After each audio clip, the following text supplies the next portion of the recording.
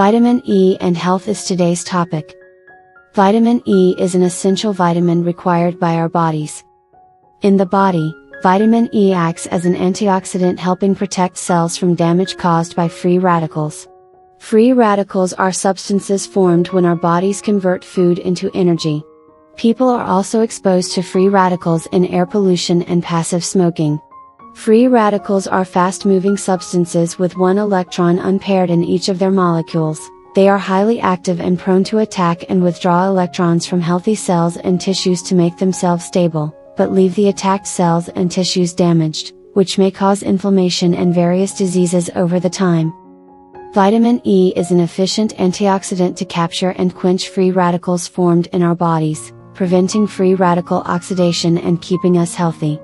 Our bodies also need vitamin E to boost our immune system so that we can fight off invading viruses and bacteria.